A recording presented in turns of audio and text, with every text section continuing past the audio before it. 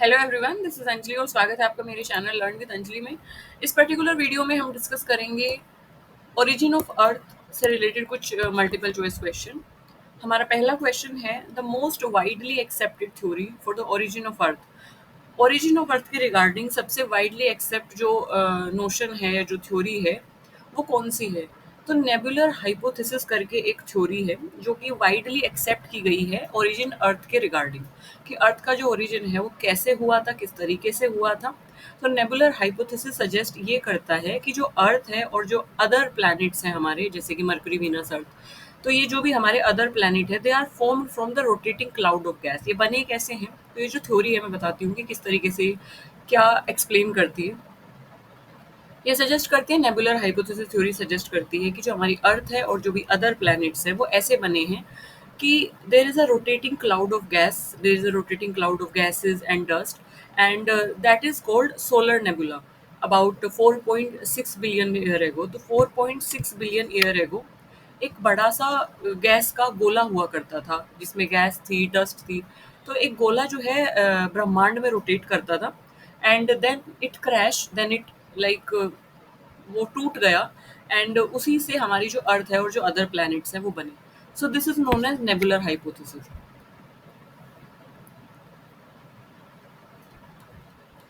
So next question is according to the nebular hypothesis the earth was formed approximately. तो nebular hypothesis जैसे मैंने आपको बताया, तो सोलर नेबुला था, गैस का क्लाउड था, वो टूटा तो प्लैनेट्स और अर्थ बने। तो ये जो हाइपोथेसिस है अर्थ के फॉर्मेशन को लेके, ये अर्थ की फॉर्मेशन को कब बताती है कि अर्थ की फॉर्मेशन अब से लगभग कितने टाइम पहले हुई है। तो जैसे मैंने आपको बताया कि ये सोलर नेबुला जो डस्ट और गैस का जो क्लाउड है, ये लाई करता था अबाउट 4.6 बिलियन ईयर एगो। सो 4.6 बिलियन ईयर एगो जो है अर्थ की फॉर्मेशन हुई है, ऐसा माना जाता है according to nebular hypothesis. So radiometric dating of meteoroids और earth rock indicates the planet formed around 4.6 billion year ago. पता कैसे चला हमें? क्योंकि हमने तो वो नेबुला नहीं देखा। हमें पता चलता है कि जो मेट्रोइड्स है, मतलब अर्थ के ऊपर जो मेट्रोइड्स गिरे, जो अर्थ की जो रॉक्स है, क्योंकि रॉक्स बहुत पुरानी होती हैं, और पुराने टाइम से, मतलब सबसे पहले जब अर्थ बनी होगी तो वहाँ पे पानी या इतनी सब चीज़ें नहीं होंगी। टुकड़े होंगे पृथ्वी पे, रॉक्स के, चट्टानों के जो टुकड़े हैं वो होंगे। उन रॉक्स की जो उस पे मेट्रोइड्स गिरे हैं उनकी उनकी डेटिंग की जाती है, रेडियोमेट्रिक डेटिंग की जाती है। और रेडियोमेट्रिक डेटिंग से जो उस रॉक का और उन मेट्रोइड्स का पता लगाया जाता है, तो वहाँ से हम एज कैलकुलेट करते हैं। उस एज के अकॉर्डिंग अर्थ की जो फॉर्मेशन है वो 4.6 बिलियन ईयर एगो बनी है हमारी अर्थ। ऐसा नेबुलर हाइपोथेसिस थ्योरी इंडिकेट करती है। Which of the following contribute to the differentiation of Earth into core, mantle and crust? So, अर्थ के जो इंटरनल स्ट्रक्चर है, अर्थ का जो इंटीरियर है वो कैसा है, कोर है, मेंटल है, क्रस्ट है, अर्थ पूरी इस तरीके से बनी हुई है। कोर, मेंटल, क्रस्ट क्या होते हैं, डिटेल वीडियो में जानने के लिए, चीज़ों को कॉन्सेप्चुअली समझने के लिए, इसके कॉन्सेप्ट को समझने के लिए मैं एक वीडियो आई बटन में पिन करूंगी, आप इस वीडियो को एक बार चेक करेंगे। And this video give you clear and concise idea what is core, what is mantle, what is crust, how they are made, what they are made up of, what is the arrangement of core, mantle and crust in earth. वो सब चीज़ें आपको इस video में पता चल जाएंगी।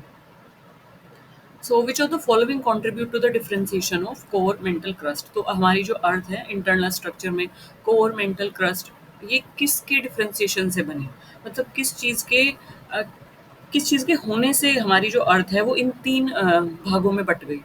That is gravitational segregation and melting. Heat from radioactive decay and collision cause melting, allowing dense material like silk to sink and form the core, while lighter material form the crust and mantle. सबसे पहले तो मैं बता दूं कि जो dense और heavy material होते हैं वो अर्थ के भीतरी भाग में होते हैं, मतलब कि जो अर्थ का जो कोर वाला हिस्सा है, जो अंदर सबसे हिस्सा है, वहाँ पे होते हैं सबसे डेंस हैवी मटेरियल। ठीक है। अब आप इसको सिंपल ऐसे समझ सकते हैं, पानी में जब हम कोई कील डालते हैं, मतलब नेल जब हम डालते हैं लोहे की, जब हम कील पानी में डालेंगे तो वो डूब जाएगी, नीचे चली जाएगी। तो वैसे ही अर्थ के जो मटेरियल हैं, जो भी हैवी मटेरियल है, वो कोर में होते हैं। ठीक है। और जो लाइटर मटेरियल होते हैं वो ऊपर ही होते हैं, तो यानी वो क्रस्ट और मेंटल में पाए जाते हैं। सो ग्रेविटेशनल सेग्रीगेशन और मेल्टिंग की वजह से ये तीनों जो हिस्से हैं वो इस तरीके से डिवाइड हुए कि जो रेडियो एक्टिव डिके की जो हीट है, मतलब हमारी जो अर्थ है रेडियो एक्टिव डिके उसमें हुआ, और जो हीट है अर्थ के अंदर की उसकी वजह से और कोलिजन की वजह से मेल्टिंग हुई। अच्छा, रेडियो एक्टिव डिके पर भी एक वीडियो है, मैं आई बटन में पिन करूँगी, आप एक बार चेक करेंगे। रेडियो एक्टिव डिके क्या होता है, कैसे होता है, किन-किन मटेरियल का होता है, किन-किन मिनरल का होता है। सो वो सब चीज़ें आपको वीडियो में क्लियर हो जाएँगी। सो रेडियो एक्टिव डिके से जो हीट निकली है, कोलिजन से जो हीट निकली है, उसकी वजह से मेल्टिंग हुई, क्योंकि अर्थ बहुत हीटेड है। सो उसकी वजह से क्या होता है कि जो डेंस मटेरियल है, जो भारी मटेरियल है, जैसे कि आयरन है, वो तो कोर में चले जाते हैं, मतलब अंदर चले जाते हैं, तो ये कोर पार्ट बनाते हैं।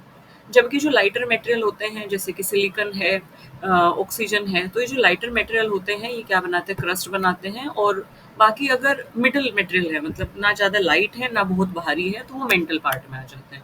तो इस तरीके से ग्रेविटेशनल सेग्रीगेशन, मतलब कि जो बहुत भारी है तो वो नीचे बैठ जाएगी, तो इस तरीके से वो ग्रेविटी की तरफ, अंदर की तरफ जाएंगे। तो ग्रेविटेशनल सेग्रीगेशन और मेल्टिंग की वजह से ये हुआ है, मटेरियल मेल्ट हुए ग्रेविटी के रिस्पेक्ट में, जो भारी मटेरियल है वो नीचे चले गए, सो मेल्ट हुए, एंड देन वो ग्रेविटेशनल उनका सेग्रीगेशन हुआ। सेग्रीगेशन मतलब अलग अलग हो गए, भारी नीचे चले गए और लाइट वन ऊपर रह गए।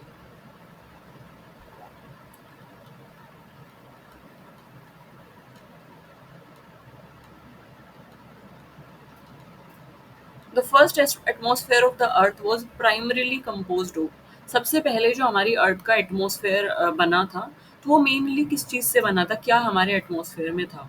जैसे कि अभी फिलहाल हमारे एटमॉस्फेयर में हम बोलते हैं नाइट्रोजन है सबसे ज़्यादा, oxygen and then argon and then carbon dioxide and so forth, बाकी सब गैसेस जो है 1% में।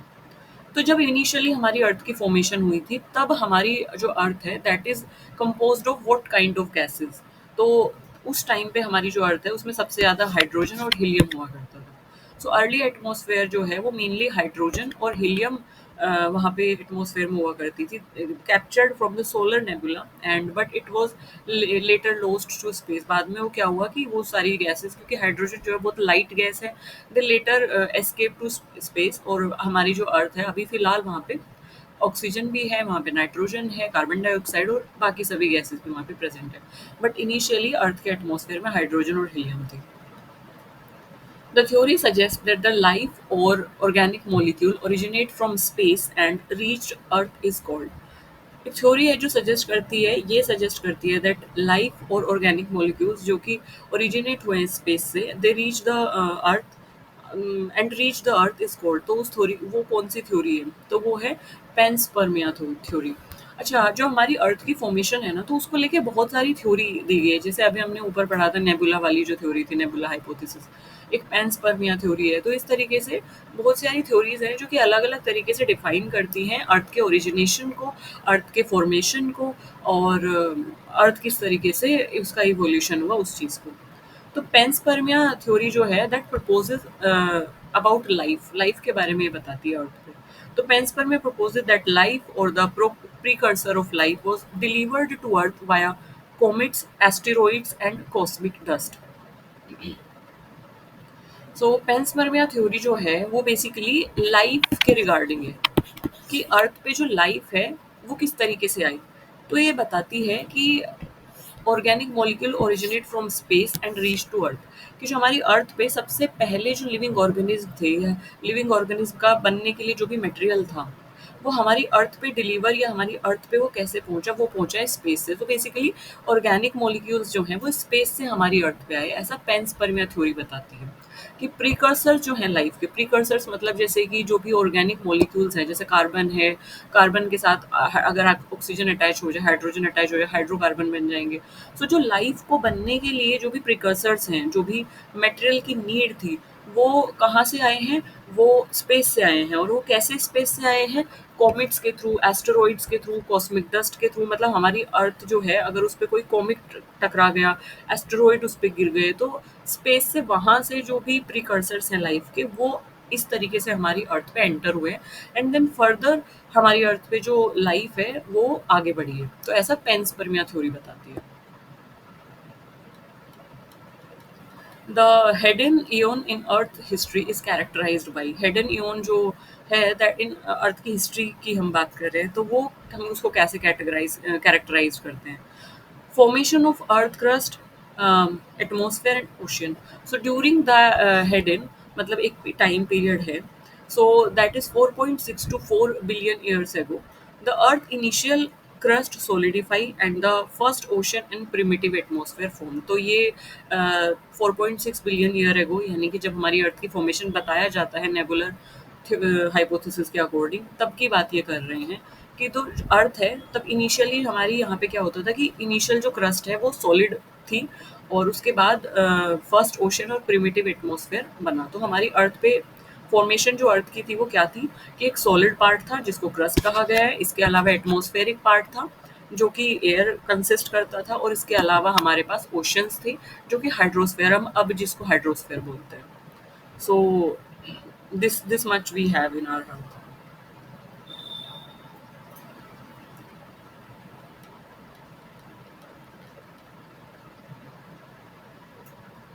The primordial soup theory is associated with, primordial soup theory किस चीज़ से कनेक्टेड है, किस चीज़ से एसोसिएटेड है? तो प्रीमोर्डियल सूप थ्योरी जो है वो ओरिजिन ऑफ लाइफ से रिलेटेड है, कि life is form from simple organic molecules in ocean, कि सबसे पहले लाइफ की जो फॉर्मेशन हुई है वो ओशन से हुई है, ओशन में सबसे पहले लाइफ ओरिजिनेट हुई है।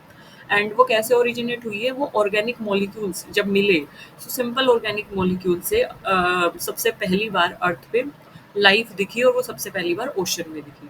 ये थ्योरी सजेस्ट करती है that life originate from organic molecule in early oceans under favourable energy conditions like lightning and UV radiations. तो फेवरेबल कंडीशंस में जैसे कि लाइटनिंग हुई, यूवी रेडिएशंस, ये सब चीज़ों की वजह से क्या हुआ, ऑर्गेनिक मॉलिक्यूल इंट्रोड्यूस हुए, और सबसे पहली बार जो लाइफ की फॉर्मेशन हुई, जो लाइफ का ओरिजिन हुआ, वो ओशन में हुआ। So this is primordial soup theory. The moon is believe to have formed by, जो मून है, जो हमारा चंद्रमा है, that is believe to form by, वो कैसे बना है? Giant impact hypothesis, collision with Mars sized body, तो moon likely formed from debris that are ejected after the collision between earth and a Mars sized protoplanet that is known as Theia. So moon जो है वो हमारी अर्थ से बहुत छोटा है, ये तो आपको पता ही है। तो जो मून है वो भी क्या है, डेब्रीज का एक टुकड़ा है, मतलब कि जो बहुत सारी डेब्रीज हैं उनको मिला दें, या अगर एक बड़ा जो डेब्री है वो टूट गया तो उसका एक हिस्सा जस्ट मून है, ऐसा बताया जाता है। सो मून जो है वो किस तरीके से बना? तो जाइंट इम्पैक्ट हाइपोथेसिस ये बताती है कि मून जो है वो कोलिजन से बना, मतलब दो बड़ी साइज की जो प्लैनेट्स हैं उनका टकराव हुआ, और तब मून की फॉर्मेशन हुई। So moon likely form from debris that are ejected after the collision between Mars and earth and Mars size protoplanet that is Theia. तो मार्स के साइज का प्लैनेट जिसका नाम है थिया, और हमारी जो अर्थ है, उन दोनों के बीच जो है कोलिजन हुआ, और वहाँ से जो डेब्रीज निकली, वहाँ से जो डेब्रीज इजेक्ट हुई, तो उनसे मून की फॉर्मेशन हुई, ऐसा जाइंट इम्पैक्ट हाइपोथेसिस थ्योरी बताती है।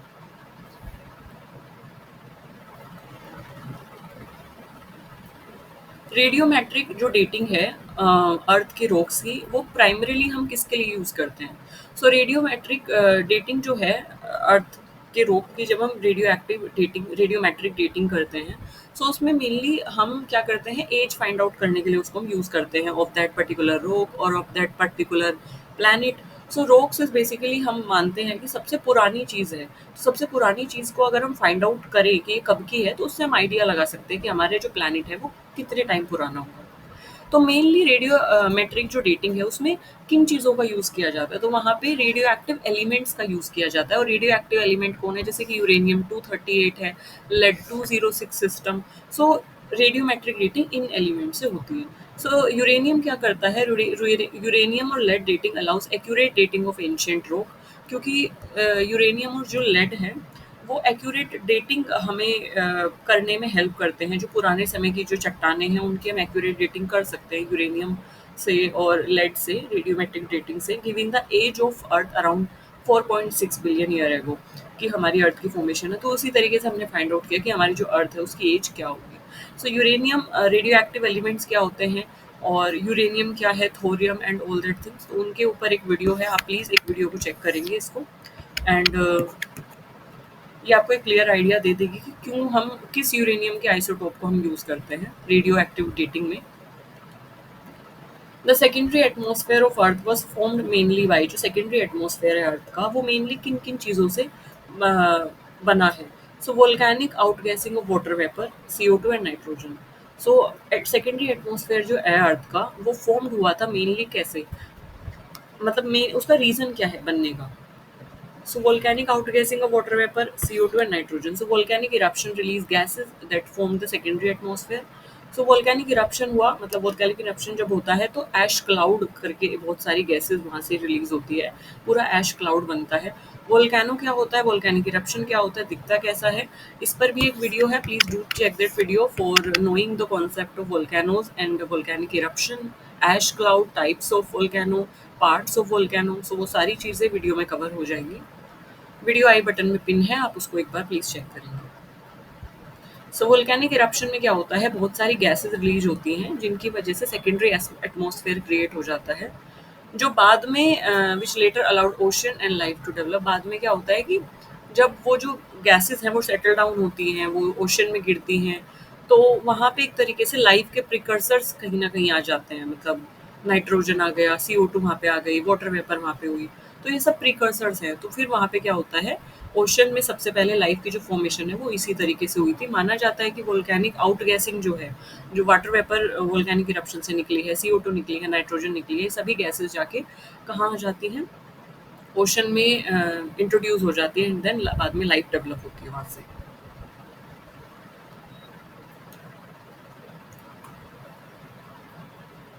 So this is about formation of Earth, origin of Earth, and all these theory हमने जो पढ़ी, जैसे कि पेंसपर्मिया थ्योरी हमने पढ़ी, नेबुलर हाइपोथेसिस हमने पढ़ा, जाइंट इम्पैक्ट हाइपोथेसिस हमने पढ़ी। So if you have any query, any suggestion regarding this video, please do comment me in the comment section. Apart from that, आपके UGC नेट पेपर 2 के लिए मैंने एक क्रैश कोर्स लॉन्च किया है। If you are interested to learn from me, to study from me, and you can buy that course।